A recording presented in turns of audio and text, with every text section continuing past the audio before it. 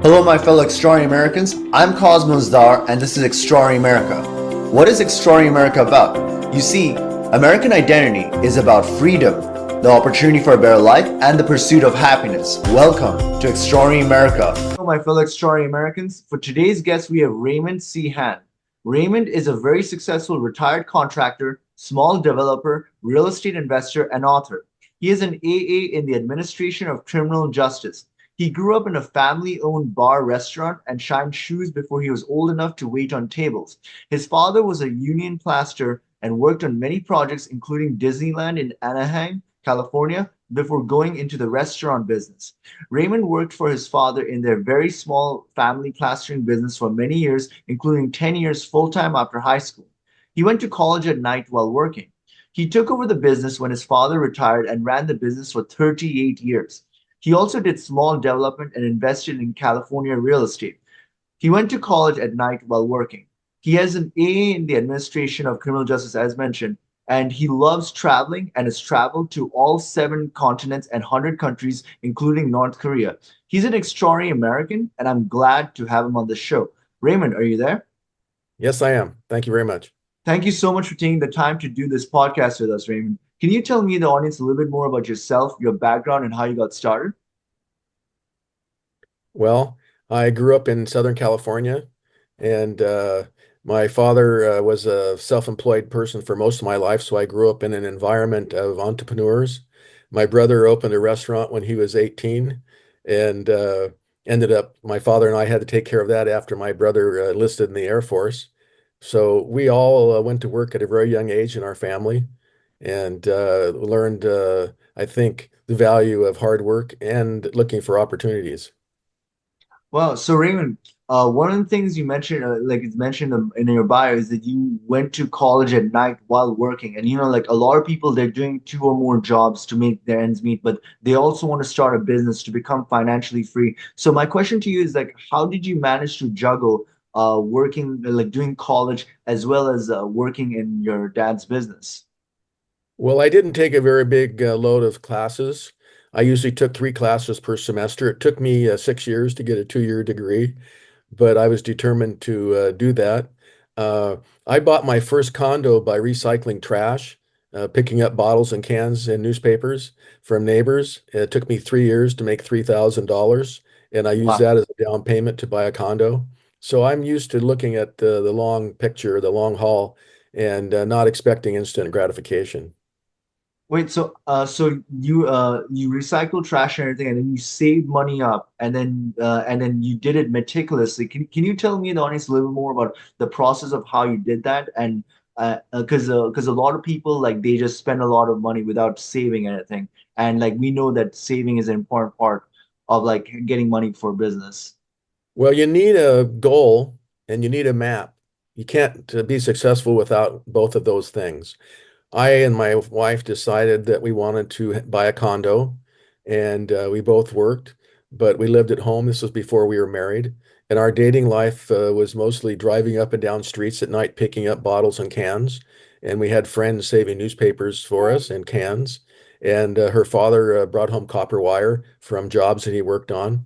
And we recycled those items and had a separate bank account set up that we put that money into and never took money out of it. And that was an account set up for the down payment of our home. Wow, Raymond, that is so impressive. Like that's a level of resourcefulness that is inherent in like the most successful entrepreneurs. And my question to you is like, where did you get this resourcefulness, or is it inherent within you, or is it something that can be taught to people? Well, I was very fortunate. I was given the gift of poverty as a child. I grew up in difficult circumstances in a bar, and I saw many people living precarious and dangerous lifestyles. And I learned from those people how not to behave. And I understood that life was not going to be easy. I understood that I was going to have to be responsible for my own success. My father had issues with alcohol and so forth. And so I knew from an early age that I was on my own. And I think that's a great gift to have. If you understand that your eventual success or failure depends on your resourcefulness and determination, that's a great message to have and to help you go on your way. Raymond, this is so inspirational because you mentioned the word the gift of poverty. In most people, 99.9% of people do not see poverty as a gift. They see it as a curse. But for you, you managed to change the perception of how you looked at it, and you had the qualities to like turn it around. So for the sake of the audience, so that they can also do the same, like how should you perceive poverty or like doing towards each other, and how would you go about turning around the situation just using your mentality and grit? Well, you have to have an idea of where you want to end up. My wife and I created a business plan, so to speak, before we were married. We discussed how we wanted things to proceed in our lives. We knew we both wanted to travel. We knew we wanted to live in a certain type of neighborhood and place. And so we had to sit down and of course, being self-employed, the future is open and wide for you. You can accomplish whatever you want to if you're willing to put in the times. I worked 6 days a week for 38 years. And so I knew that every day I went to work, I had a goal that I had set each day. I had to meet that goal every day. And if I did that, I was continuing on my path to success. It's a matter of short-term goals and long-term goals. I had a number of dollars I had to make every day, and I went out and did that. And I'm not a big fan of banks. It's difficult as a private entrepreneur to get loans often. And but as a private entrepreneur, you can work as much as you want to. I could work 24 hours a day, 7 days a week if I was able to maintain that schedule. When you work for someone else, you can get a pink slip at any moment, and you never really have what one would call job security. A self-employed person has total job security because you make everything around you happen. You do the advertising, you do the promotion, you get out and meet people and use your personality to drive your success. And if you don't do that, you're not going to be a success as an entrepreneur. But everyone can do that if they take a little time and look into what personality traits they have and use those to their benefit. So Raymond, regarding like your strategic goal and vision for your life and for your career, did you do 1 year timelines, or did you also do 5 year timelines, 10 year timelines? How far ahead did your vision go regarding what you wanted, and how and going up, and how did you go about achieving it? Well, I knew that I was self-employed and didn't have a pension, so I had to create a source of income once I was retired, and rental properties was that source. And so part of our plan was to buy rental properties. That we did that over time, and we structured it so that those properties would be paid for when I was retired. Sadly, I had to retire a year early after having an epileptic seizure, and I couldn't work anymore because it's dangerous working up on scaffolding and so forth. But I was very close to my goal, and I was just a year short of my goal as far as having my mortgages paid off. And I took a lot of risks in life. My father was a risk taker. My brother was a risk taker. Americans are risk takers. Indians are risk takers. We travel the world looking for these risks. If you go through your life not taking risks, you will end up like 98% of the rest of the people on this ball of mud, working for someone else and struggling to succeed. So take a risk. What's the worst thing that can happen? Getting married is a risk. Having children is a risk. Take those risks. Yeah, I mean, you're absolutely right. Like taking risks is important in entrepreneurship, but a lot of people want to play it safe. But however, one of the things I noticed in today's world, there is no safety in job security these days. Like if you take a look at the nation right now regarding the baby boomers generation and social security, like there's like there are talks that within like 10, 20 years they will not even have their social security and all of that stuff. Like it'll just be gone due to inflation and all of that. But I don't know. Like, what's your opinion on this matter? I wouldn't trust the government to take care of me in any way, shape, or form. You are responsible for your own upkeep. Make sure you have money to live on when you retire. Work hard while you're young so you have money set aside. There's Roth IRAs and IRAs. You can set money aside every month or every quarter, tax deferred, so that when you do retire, you have something to help you eat and have a roof over your head. You have to have enough common sense to understand that and look out into the future. Sadly, most people, if you look at the statistics, work for 30 or 40 years and have nothing to show for it when they're done. Why is that? They make bad choices along the way, buy a new car every 2 years, go out and partying and not saving money. I keep my cars for 18, 19 years. I buy a very good car, I take care of it, and I keep it forever. I had two trucks in 38 years of working in construction. I didn't Wow. buy a new truck every 5 years or every 3 years. I had two trucks in 38 years. Well, I mean, yeah, it's you're conservative with your money, and then that you can save money over a long period of time. But a lot of people like I've been interviewing a lot of like guests who are entrepreneurship, and like we talk about inflation a lot because like like the same like in the 1960s and 1970s you could buy a lot of stuff for like just like few dollars, and pennies, nickels, and dimes were worth something back then. But now the inflation is just ravaging, and there was a huge inflation in 1970s, and then now in the last few years there's been even more inflation because the government keeps printing money. So a lot of people are wondering how to go about like going like living life and like doing a business in this time where money is just being printed away and your savings are just gone. Well, one of the best inflation hedges is property. If you were to want to start a business, one of the most important things would be perhaps to purchase a building. If your business is a brick and mortar business, you want to own your own building. You don't want to rent a space from someone else. So you work as hard as you can, maybe rent for a short period of time, and you can get your business rolling, and then have a plan to acquire a building for yourself so that once you're retired, you have that building as another asset that you can rent out to someone else or sell to help you in your retirement. Renting anything is a colossal waste of money. So you want to do that for as little time as possible. I never rented an apartment. I was living at home. I got married and I had saved up that $3,000 and bought a condo. And in that year that I owned that condo, the value went up $12,000. Every month I made $1,000 increase in value. And after owning that building for 2 years, I sold it and bought a house, which needed a much repair. And because I am in the trades, I could do those repairs myself. So I went from owning a condo to buying a home. The mistake I made in that circumstance was I should have kept the condo and borrowed money against it and rented it out. Instead, I sold it. I was 23 years old. I didn't know any better. But to do it over again, I would have kept that building. I've kept every piece of property I've ever owned. I've never sold them. However, at this point in my life, my family and I built several duplexes in the high desert, and I've recently sold a few of my properties because I'm at the age where I'm not accumulating things anymore. I'm looking for cash to go out and enjoy my life more.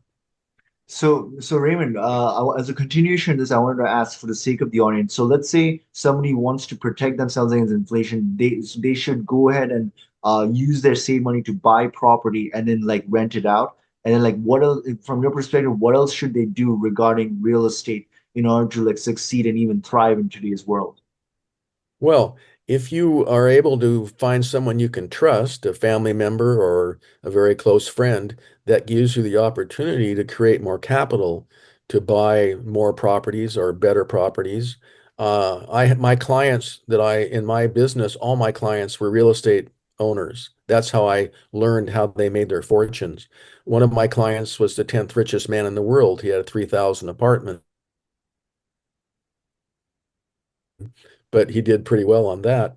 And these people showed me the value. They were simply most of them, 99% of them were blue collar and white collar workers who put money together and bought a piece of property. I have clients that started with one duplex and ended up with a 150 unit building because they worked their way through, leveraged their financing and sold a property, bought a bigger property, borrowed money. And of course, it's a dangerous and risky operation.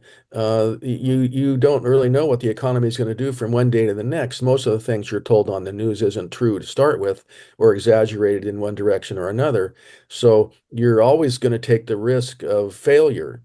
But if you don't take the risk, you will not succeed. So this is your trade-off. Be one of the ducks in the pond and swim around in circles, or get out there out of the pond and go out into the world and find a better circumstance for yourself.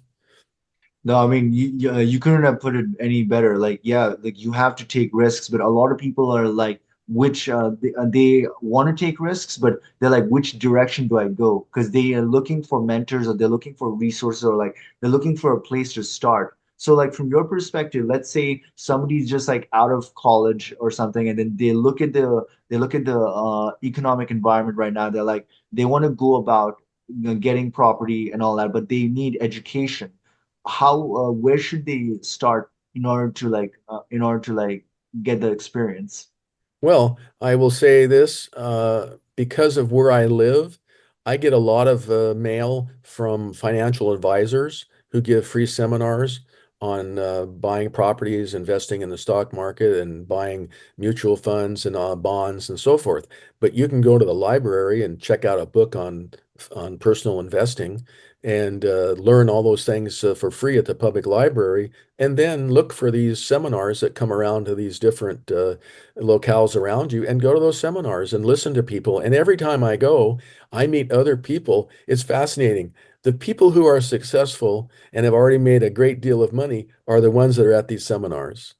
They're not the young people looking and trying to learn how to make their fortune. They're usually people who have already made a successful life for themselves, but want to learn more. And this is what life is about, taking the time to learn about how to be more successful. If you don't put yourself out there, you're not going to learn these things.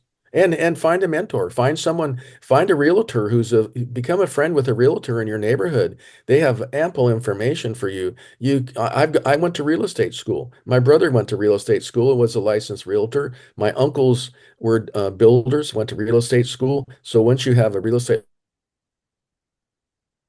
buy property, build on it, sell it, don't pay the the fee to the realtor, you pay it to yourself because you're the realtor. So these are things that are easily accomplished and it requires very little money. I could start my own business again. The business I had before, I could start with less than $10,000. It's very simple. You buy a used beat up truck, you put some ads in the newspaper, and off you go.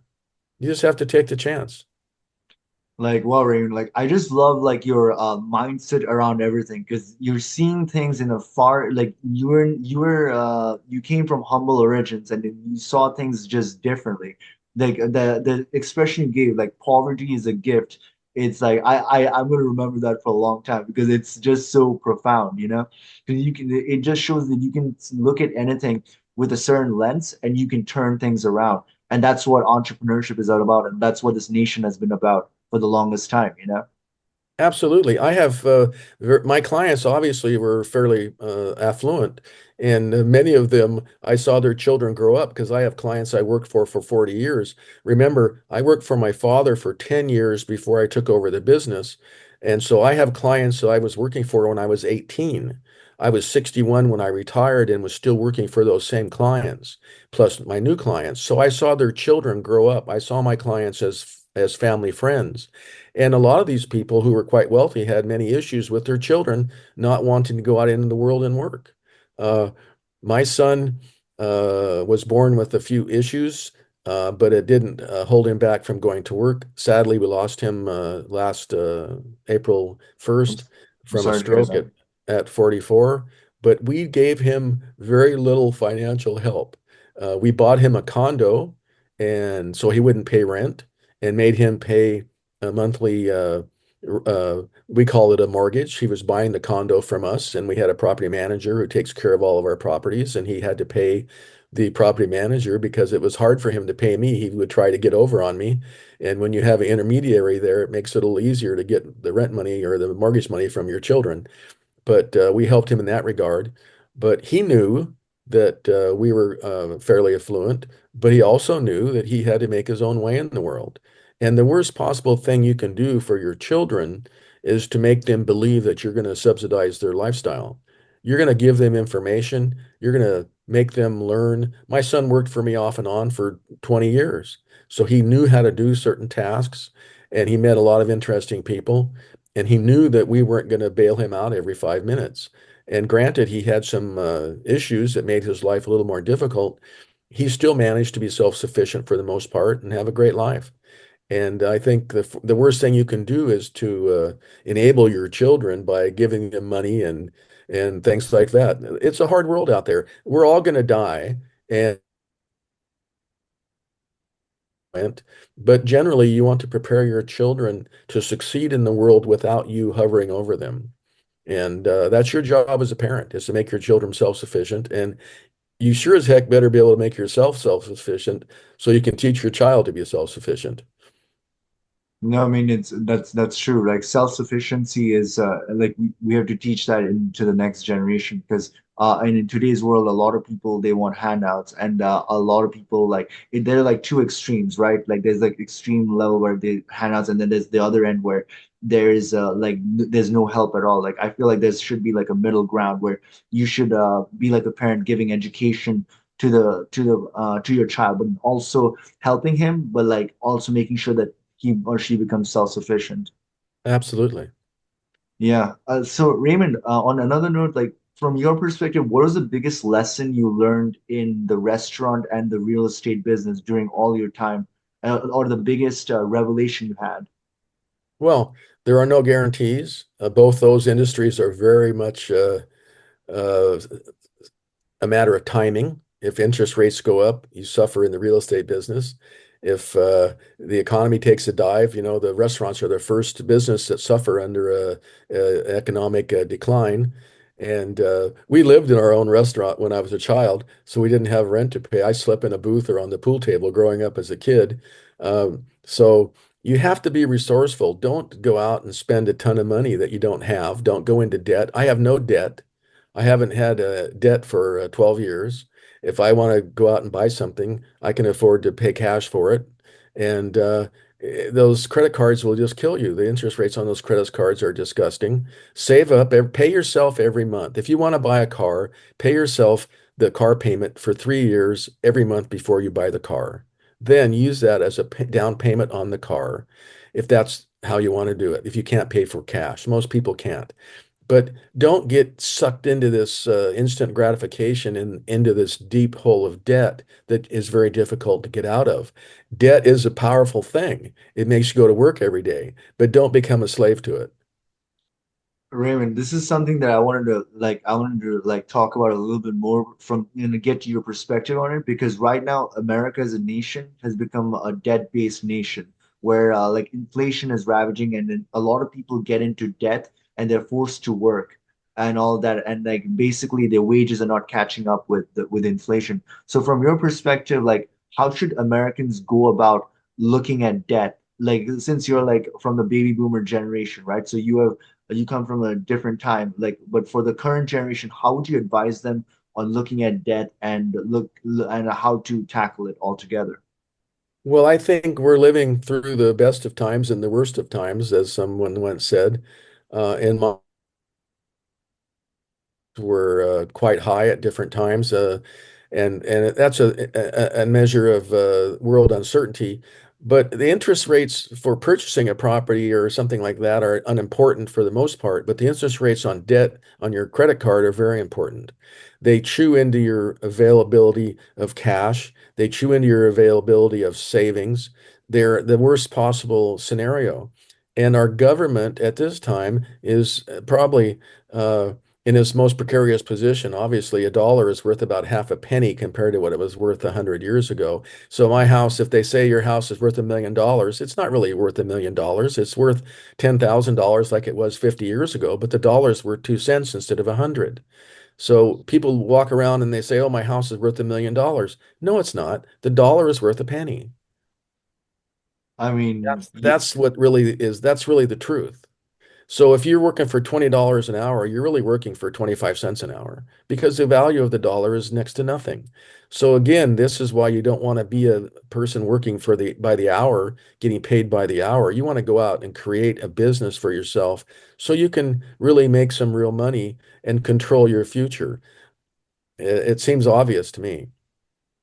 Raymond, I mean, it's pretty inspirational that you're saying that because Exploring America is about making people aware about like the fact that we as Americans are like our identity is based on freedom, but on the financial front, we're going into consumer debt, right? Because like there's instances where you can take debt for strategically to build assets, but then most people take debt to buy a new car or just like buy like luxury items or whatever it is, and then they're forced to go to work, and then they have like no money in the bank, and so our freedom is being taken away like that because we're supposed to be free, but on a financial level we're not, so we can't really say we're living up to our identity as Americans. But I don't know, what's your opinion on that matter? That's absolutely true.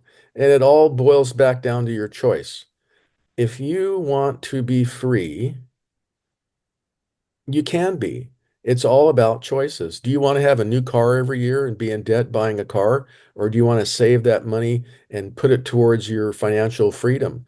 And financial freedom comes from self sacrifice and from creating a plan that you can take care of yourself without having to work for someone else. Now, not everyone has the mental capacity or the personality traits that will make them a successful entrepreneur, but I think all of us can learn to be better consumers.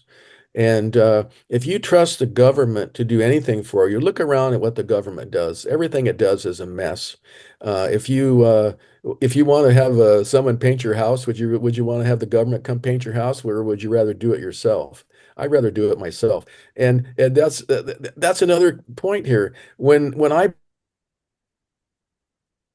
bought our house, we were both working, and I got off work one day, half a day. I didn't work a whole day, so our house had closed escrow, and I rented a trailer and hooked it up to my truck and moved with my helper, helped move our furniture to our new house. I didn't hire someone to move us. That's $3,000 or $2,000 or whatever it is. I did it myself. Do you mow your own lawn? Of course. You don't pay a gardener to mow your yard. I never had a gardener take care of my yard until I moved to a condo and rented that house out. Now I pay a gardener to take care of the yard at that house. I never benefited from those kind of things. So these little different choices you make in life create a snowball effect in your future. If you're in debt on your credit cards, you know as well as I do that at 19%, it's going to take a long time to get out of debt. If you have $10,000 in debt at 19%, that's a big drag on your income. So don't do that. Save up the money to buy a pair of shoes. Save up the money to buy a car. Whatever it is you think you need, buy a used car. Don't buy a new car. It's all kinds of choices you can make if you want to succeed. If you want to be like everybody else, dress nice, drive a new car, and be broke, you can do that. No, I mean, Raymond, like, yeah, it's what you're saying is absolutely true, but people look at debt like it's like a temptation. It's just like spend now, pay later. It's just so easy to just succumb to it. Like you're getting the instant gratification, and our like the millennial generation, the Gen Z generation, like we are tend to be more of the instant gratification type. Like we didn't go through these times where we had to like save up money and like go for the long haul, and it's just like a mentality like that, but in that instant gratification, we end up becoming enslaved. Well, this doesn't happen by accident. The banks want you to be their slave. I hate the banks. They make it very difficult for a self-employed person to get a loan. Again, like I mentioned earlier, I couldn't get fired. I could make as much money as I wanted to by increasing the cost of my services. I could work as many days a week as I wanted, and the bank looked at me as a poor credit risk. I did get my loans, but it wasn't as easy as someone who had a job working for Philco Ford or General Motors or something, and those guys can be fired the next day. I can't be fired. I couldn't be fired. Uh, so we let this information filter into our psyche and we start believing these things. This is all propaganda. You have to sit back and really have a conversation with yourself or your partner about how you want to live.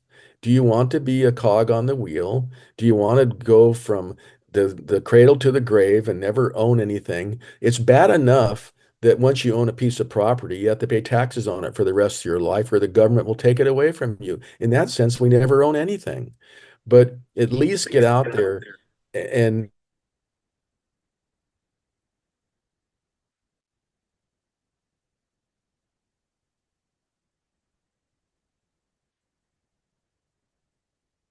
emergency around the corner, and you prepare for the emergency down the road, and you prepare for your retirement.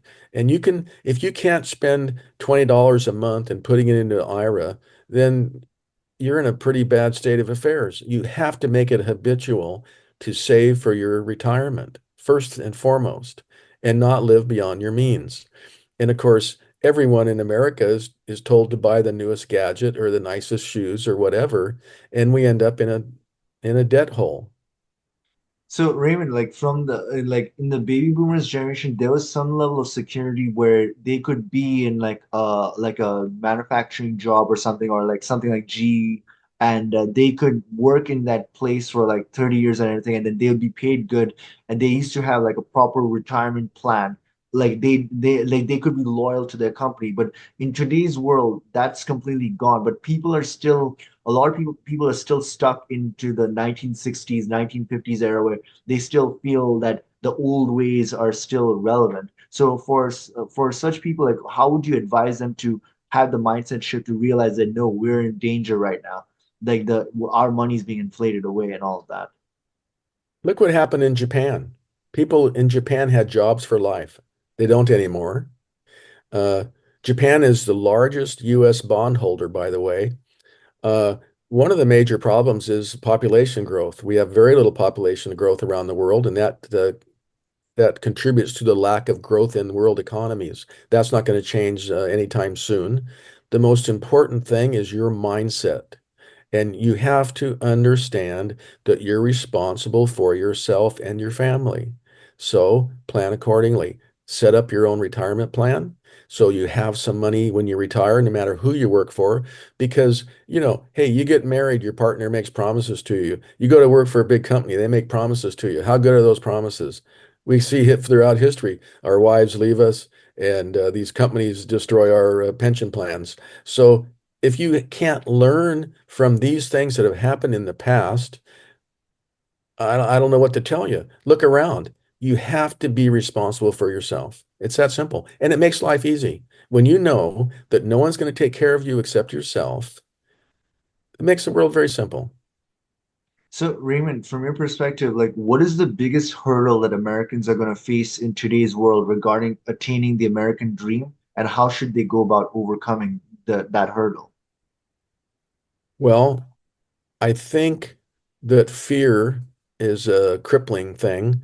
I think that you have to be proactive rather than fearful, and use that fear like you use debt to make some changes in your life and make some choices in your life that will set you up for success. I have never had a job. I've never worked for a gardener. I worked for a gardener when I was in high school, and he didn't pay me, by the way. And Wow. so that was a lesson learned. So my whole life, I worked in this entrepreneurial environment. And so I think if you can start to think in a self-preservation mode, think of yourself as being under attack, and how are you going to respond to protect yourself and your family? And you have to do it. What would you do? Well, you'd create some wealth by saving and spending wisely. You purchase or have some type of shelter. There are certain modest, immediate needs that you have to take care of. Take care of those, get settled in those modest needs, and then think about what you really want to do over the next 40 or 50 years of your life. All you have to do is look at the statistics and see the percentage of people that have any kind of money or wealth at the age of retirement is very small compared to the total, because no one thinks they're going to get old. We're all going to get old if we're lucky. And you have to prepare yourself for the time when you can't work any further. I'm still working. I don't have to, but I have that in I don't know if it's in my genes or it's a learned behavior, but I still feel like I'm broke.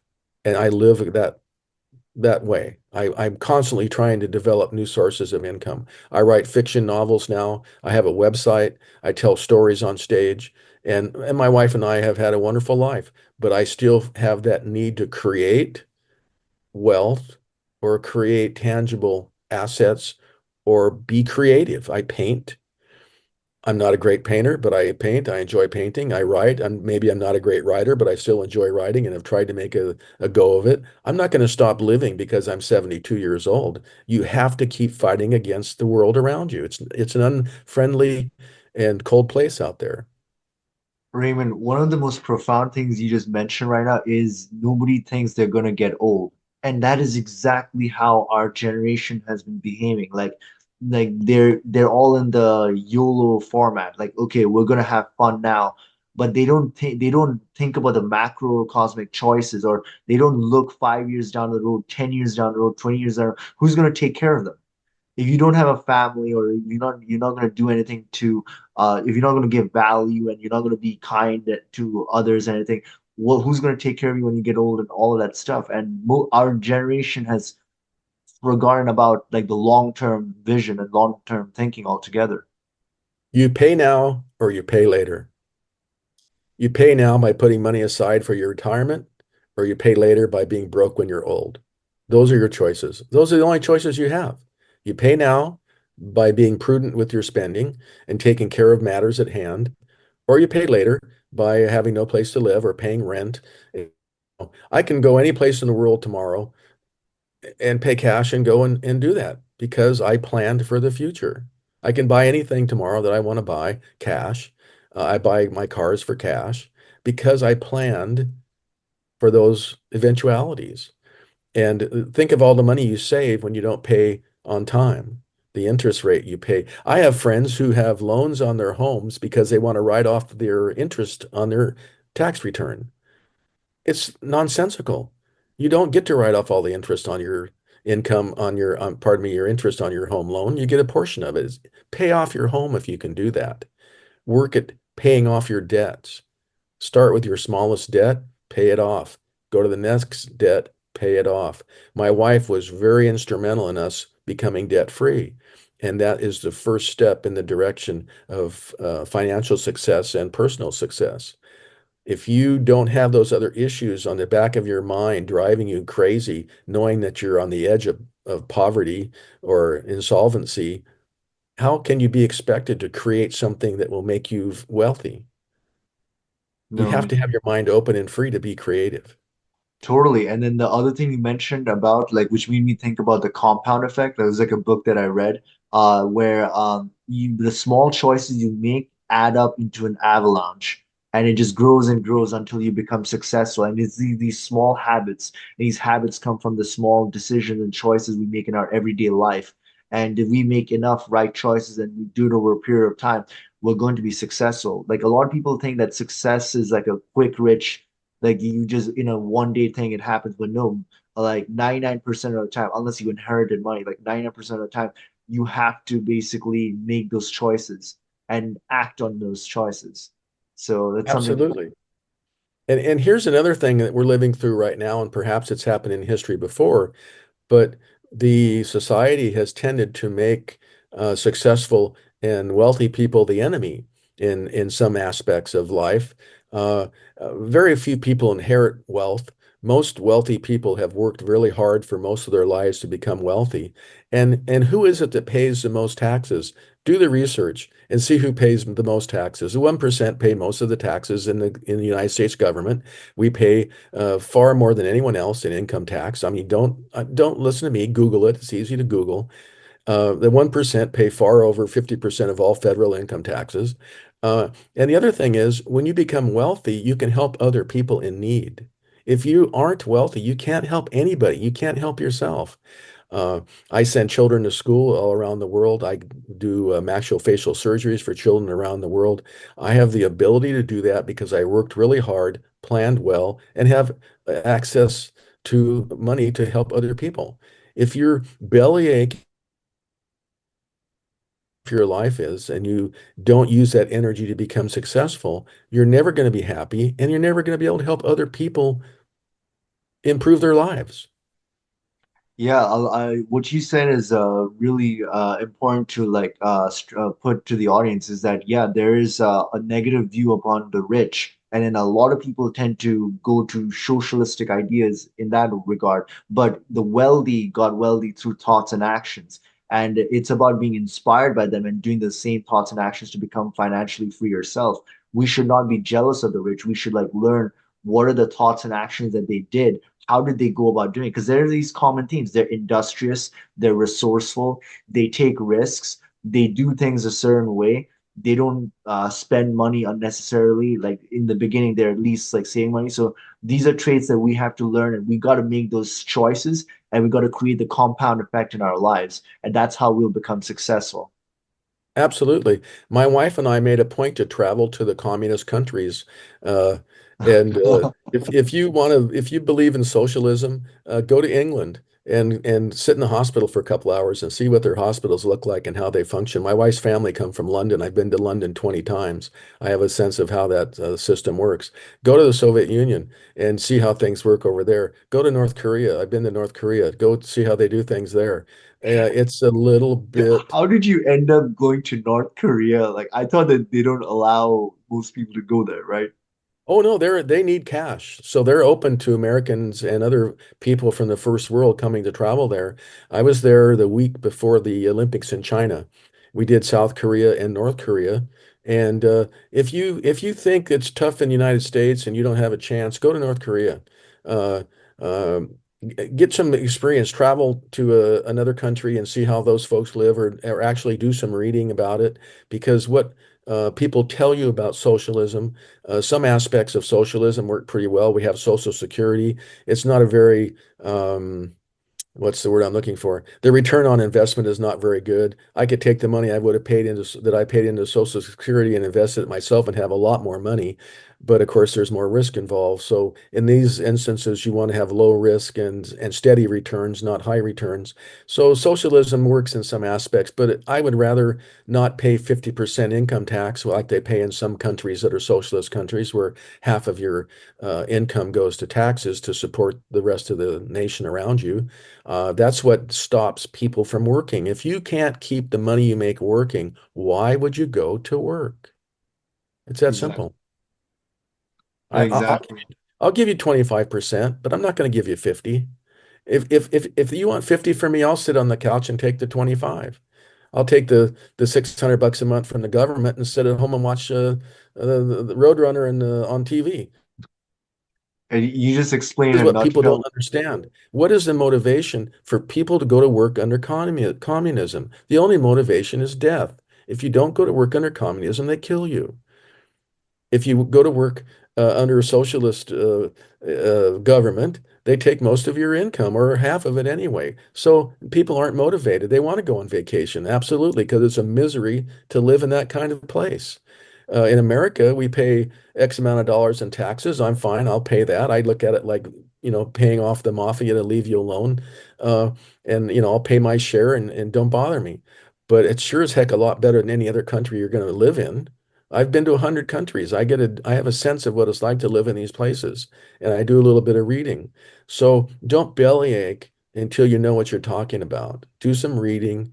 And of course, young people haven't been here long enough to really experience a lot of things. And what happens, sadly, is that people that live a long time, they experience these things, they have knowledge, they try to impart that knowledge as best they can, and then they die.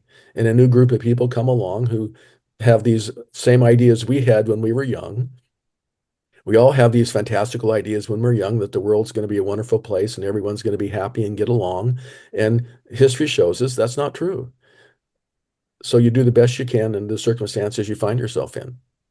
No, I mean, I would want the audience to also go travel to different countries and then just view the different economic systems and Absolutely. come to their own conclusion about which one is more successful and which one. In a nutshell, you just explained why socialism in its current form doesn't work. It's about motivation, you know?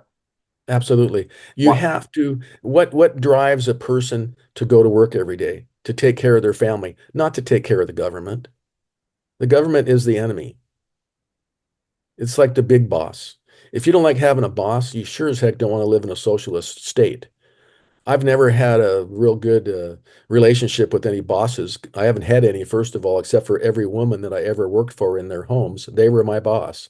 I had to make them happy with my work so they would pay me and be satisfied. So I had a different boss 4 times a day or 5 times a day, every day, 6 days a week. So I had a boss in that sense. But at some level, I was free and could make those choices as to where I went to work and what I could charge for my services. But that's a heck of a lot better place to be than living in a socialist state where they tell you where you're going to look at what happened in Russia. They tell you where you're going to go to school. They tell you where you're going to go to work. They don't pay you hardly anything for it. And then if you say something they don't like, you disappear. So, I mean, Yeah. America is Disneyland compared to the rest of the world. No, I mean, yeah, it's true. That's why people from all over the world come here, Yeah, and it's exactly. If this is such a crappy place, why is everybody beating themselves to death to get here? Wake up. Come on. yeah, but it usually takes knowing other countries and like like knowing more of the world, like which immigrants do, and that's why they like America so much because they see the contrast. But a lot of people here they don't see the contrast, and that's why they cannot make the comparison. So traveling is important in that regards. How is it that someone come here from another country and can't speak our language, and in 2 generations they own their own business? And Americans that were born here that speak the language sit around and moan and groan about having to go to work every day, and at the end of 60 years don't have anything because they don't have the wisdom that comes from poverty. That is deep. Yeah, I mean it's true. Like they're entitled. A lot of people in today's generation is entitled, but in the future when hard times come, like it'll lead to a new way of thinking. But I think we're in for some hard times shortly. We've been through some hard times. Hard times are always around the corner. That's why you have to be prepared. no, I mean yeah, that's true. We have to be prepared. But Raymond, are there any projects that you're doing right now that you would want the audience to get a glimpse into? Well, I have several novels on Amazon. I have a website called cowboyproductions52.com where I tell stories, true stories about my life. I have a travel blog. I just returned from Africa. I was just in India and Jordan last October. That was interesting. We were in Jordan when the war broke out, or October 6th, we were in Jordan and in Egypt. We went from Bali to the Philippines this year on a cruise and saw some friends of ours in Japan. So I have a travel blog, I have quite a large amount of material on my website at cowboyproductions52.com. I'm on Facebook and Instagram at RC Hand, and I'm on LinkedIn also. I have a desire to create some movies from my novels. I've been very unsuccessful in that uh, venture, and I would like to sell more of my books. I don't need the money. It gives me something to do. I do a lot of research when I'm writing historical fiction and detective novels, so I like to keep my brain moving and working. My wife and I also volunteer 1 day a week at a local hospital to give back to our community. Uh, I am so much more successful than I could ever have dreamed. All I ever wanted to have was a house and to be able to take care of my family, and I far surpass that to my amazement every day. That's amazing, Raymond. And Raymond, just once more, so the audience can can like know like how can they connect with you personally, and is there like any websites they can go to get to know more about your work? Yes, my website is cowboyproductions52.com, and my email is cowboyproductions52@gmail.com. And I think the most important thing to remember is that you can do anything you set your mind to. You just have to have a plan and develop a roadmap to that success. One of the most important things you can do is to be very careful who you pick as a marriage partner. This Hmm. is one of the most important decisions you'll ever make. And you need someone who has similar morals and ideas, and who may, in my case, be a little more physically conservative than I am, and perhaps a little more risk averse than I am. So you need a balance in that relationship. So if I hadn't have married someone who's a little bit more conservative financially, I might have made some more outlandish adventures, investments, and been a complete failure. So having a balance in your home with a person who is sharp and motivated to keep you under control is a good thing. And don't be shy when you're asking questions about your partner before you marry. Find out who these people really are and what they stand for. This is the most important decision you'll make in your entire life. Raymond, thank you so much for that advice. And I'm really appreciate that you took the time to come to this podcast and share your invaluable wisdom, because what you're saying is so relevant in today's world. And that knowing and how to think and act in a way that creates financial freedom is so vitally important. And it's those little choices we make that'll either lead to success or failure. And I do hope that you take the time to come to this podcast at a later time. I'm always available. I got very little to do.